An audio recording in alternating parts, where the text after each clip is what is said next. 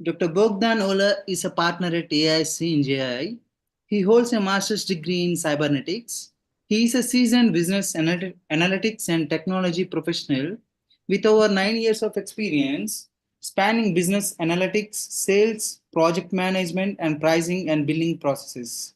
He combines a strong background in business consultancy and revenue generation with recent success in implementing AI and machine learning solutions, including retrieval augmented generation RAG, pipelines using Python. He is skilled in market analysis, financial planning, and contract negotiation, and has proven ability to launch products, build departments from the ground up, and drive significant business growth. He is proficient in Python, R, and client management. He excels at leading cross functional teams and executing high impact strategies. Please join me in welcoming our keynote speaker, Mr. Bogdan Olar. I will start sharing my screen. I want you all to know that me and Bogdan, we are born in the same place, in Romania. That's great. Bogdan and I. Yes, we are both Romanians, and thank you, Dana, for having me here and for inviting me here, and thank you everyone for your participation and for your time. I would like to touch a subject now that I think is the core that AI can solve, and this is the core that sells AI, and is basically like structured and unstructured data. Like, how do we make the most of it? Like in the 21st century, like as we were saying, like data is all around us. Everyone has a digital footprint. And for us as a company, like we need help to make any sense of it. We need to find ways to interpret it and separately to action it. Be it like databases, reviews, notes taken in natural language. The question is like, how? By having like an ever increasing data flow, we have devised a solution, and we will get there shortly, that is meant exactly to overcome this obstacle. Our solution is to centralize the data in one place so the AI can read it, interpret it, and action it accordingly. But this solution is only halfway there. Why? Because the AI is not meant only to read it and to interpret it. We would want to challenge it, to go a bit further. And our solution is for the AI to be proactive, to ask you questions about your data, about your business, about your work, your everyday life. And these questions will help it in its machine learning part. Why? Because it will learn your business, it will learn your core. It will learn basically what makes you tick as a company. And this is something that will help you excel in your field. This is how the concept of Aurora was born. We wanted to be your go-to place for everything. And Aurora is meant to be integrated with every system seamlessly, easily, without any sort of a hassle. And our main goal is to make also AI available for everyone, because one challenge that I found in today's market with AI is that when a company wants to implement AI, it's very restrictive. It's like either the price tag is too much, it's too hard to implement, the implementation costs are too high. We resolved that problem. That is not applicable to us. It's a seamless integration. It's easy to use. All you need is to let it interact with your data, and it will be tidied, it will be organized, and actionable. You do not need to know SQL, which is like the main language to interact with large databases. You don't need to have like an in-depth knowledge in programming. You just need to know overall what are your key objectives. And you don't even need to know what your side objectives are, because the AI can help you identify it. That's also another magic point of AI, is that it will help you make sense of the data in ways that you don't even know. And I'm not even talking here about trends. I'm not even talking here about predictions.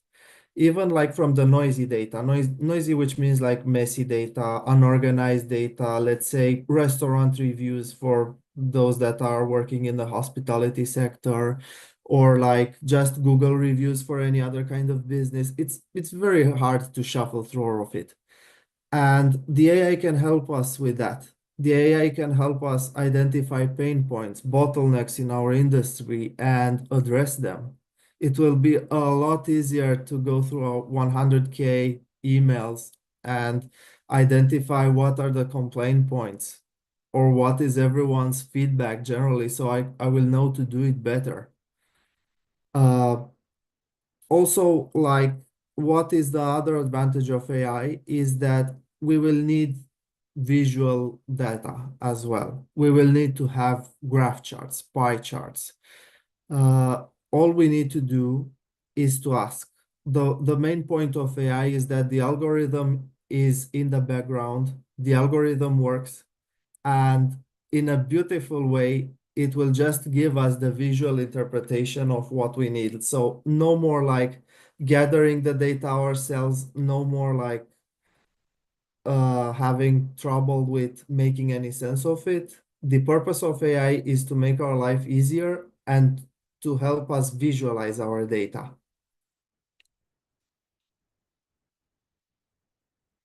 And now let me get to the point of like, is it enough like to just visualize our data? Is this the whole core? No, it is not enough just to visualize it.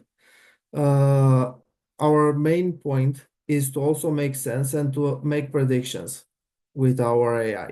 And this is also another major point where it can help us, like in having the possibility to make predictions, address questions in natural language, and receive also answers in natural language. The main concern for everyone is like, where do I get the data? Maybe I don't have the data in my system. This is also okay, because this data can be scraped off the internet from obvious public sources of data.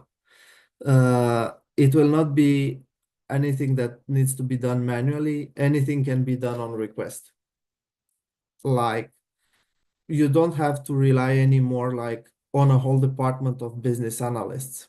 And I will get to in a moment to this part, like the people factor. Like, everybody says that there will be no need for people at all once the AI takes over, once the AI revolution is complete.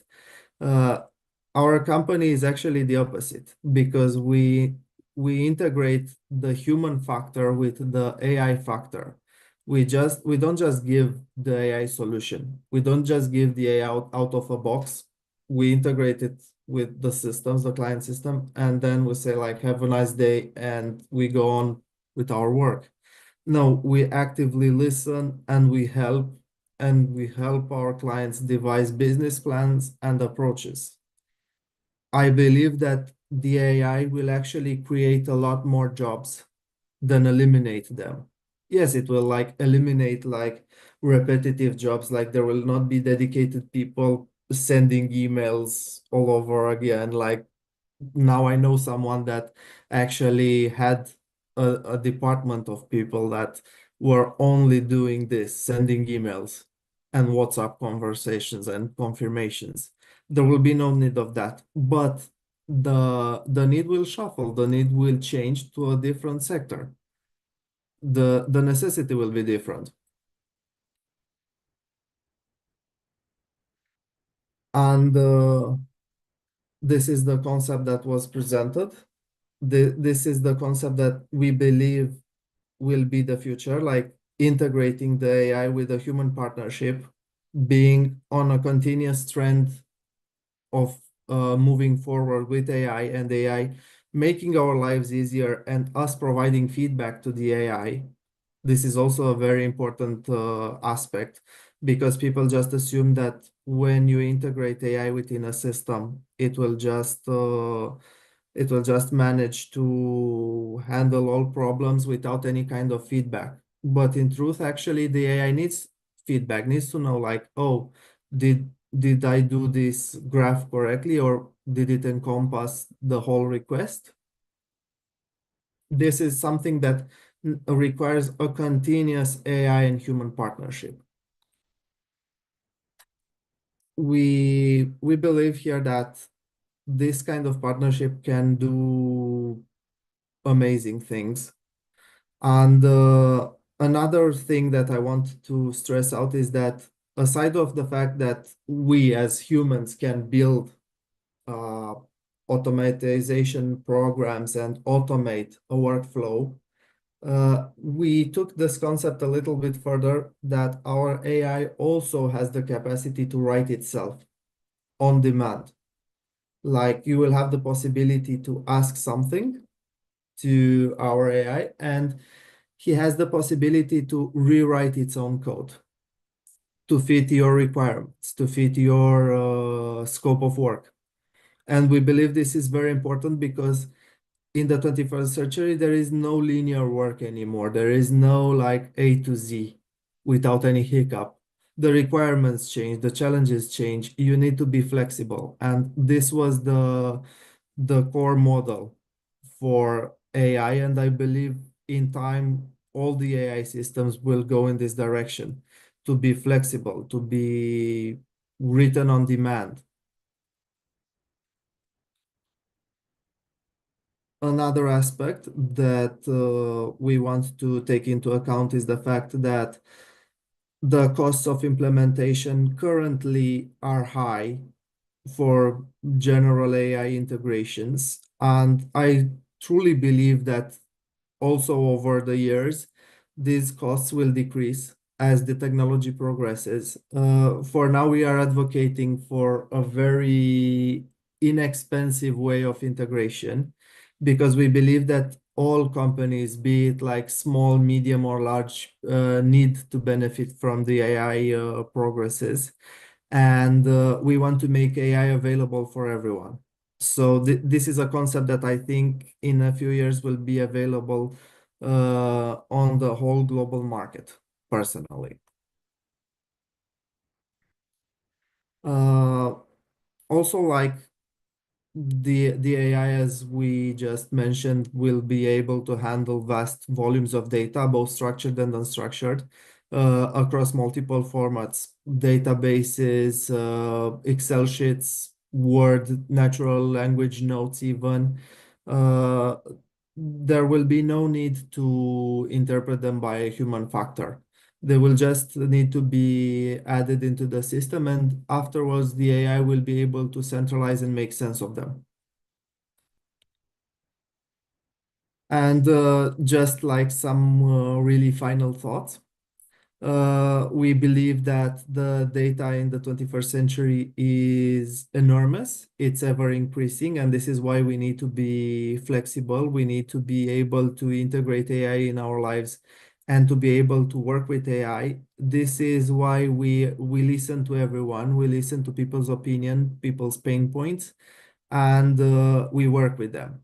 And we believe that AI should work with everyone. This is our core belief. And I would like now to hear from everyone, like, what are your pain points, like, in everyday life? Like, what would be the difficulties when you are facing your work, your everyday work? And let's see how they can be solved with AI. Let's see how AI can change the world. This would be the end of the presentation of like AI and data. And now, if everyone agrees, like, I would like to also try like an open conversation, just to see like what would be questions, difficulties that everyone is encountering, to see how we could find an AI solution. I have several pain points. One, Please. I have all these pictures and I want to put them together with some videos and with the voiceover, so to create a little documentary. How long would that take me in a classical way, and how long would that take with AI? By the courtesy of Bogdan, our genius from AISYNG. Well, if you want to create like a script, basically, a script with AI that talks, like you just need your core idea. You need your core idea, you need your product that you are presenting. And then there is two options. First, the script, the spoken script.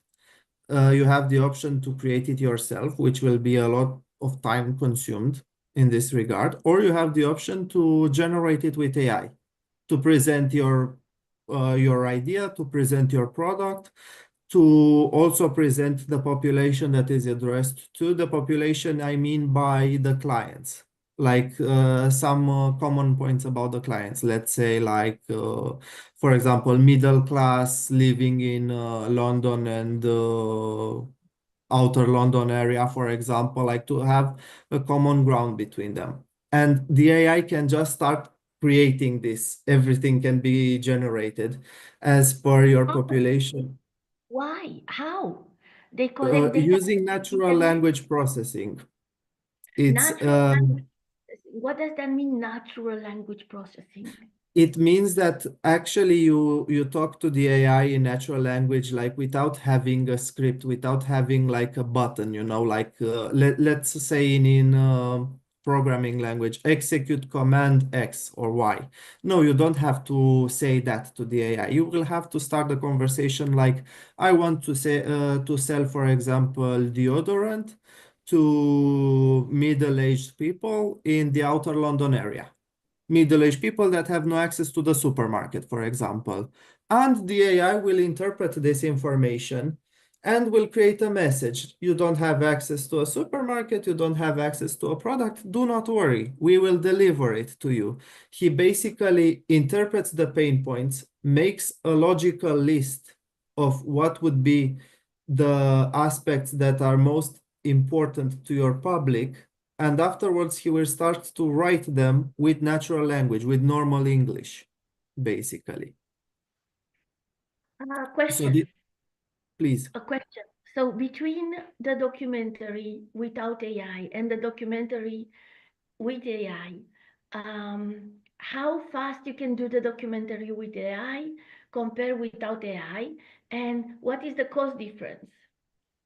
Well, the cost difference is significant between a documentary that is done like in, let's say, the old-fashioned way, like filming, hiring people to speak, hiring actors.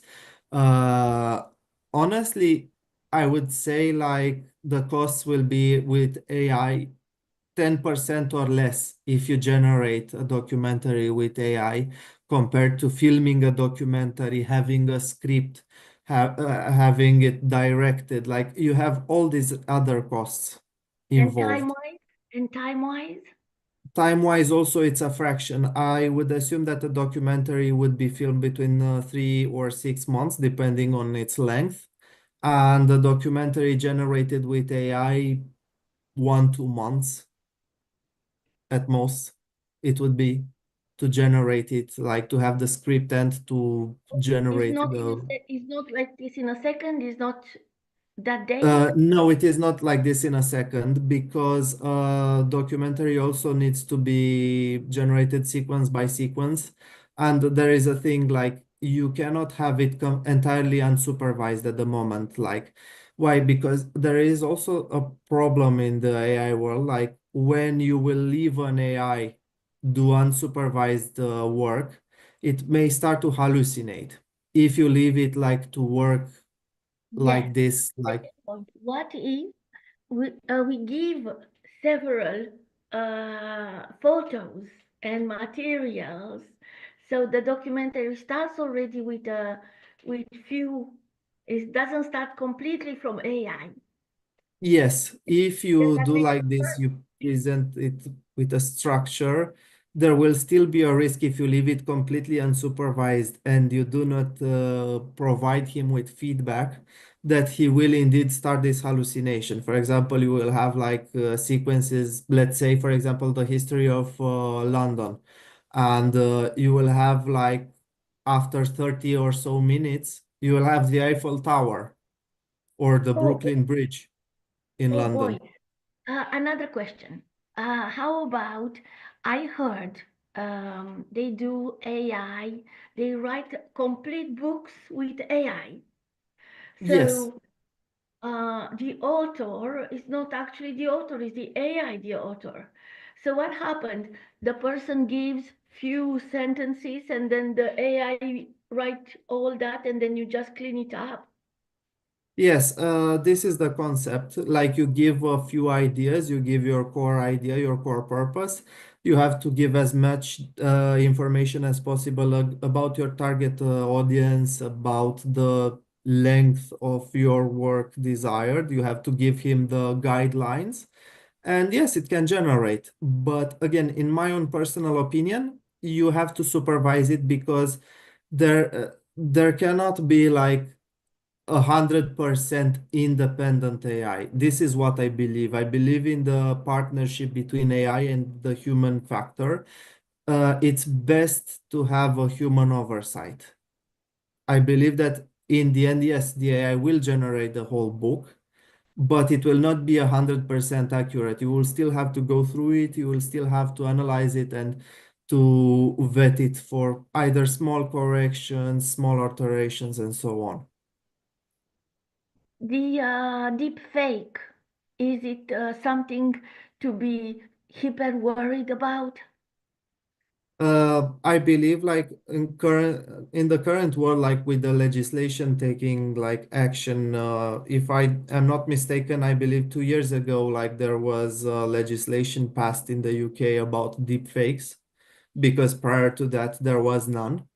And I'm seeing now that more and more AI providers, generative AI providers, are taking action. For example, if I want to make a deep fake picture of myself doing something, I am no longer able to do this, at least here. And I think that in time in the world, there will be more and more tools that will be able to identify and take proactive action against deepfake content.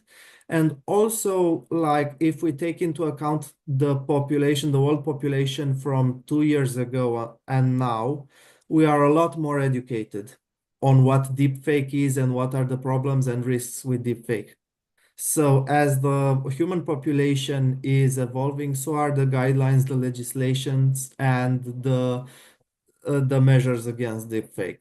So I think that in time this will be something completely addressed, not eradicated, but something that we will be better protected against. Do you think yesterday one speaker was talking about that deepfake is now heavily used in television to cause all kinds of. Do you think we can spot when it's deepfake in television? We can spot if we have. Yes, actually, we can spot like now I remember in Romania, like there was a big commotion about the elections, and they were extremely confused about deepfake pictures that were promoted online about multiple political candidates. But upon a closer inspection, and I will give you an example of how the AI hallucinates. Also, it's a perfect example. For example, like there were some candidates that they were told like, oh, they were at an illegal meeting, they were doing something very unconstitutional, undemocratic. They were talking between themselves to rig the elections. But if you looked closely into these deep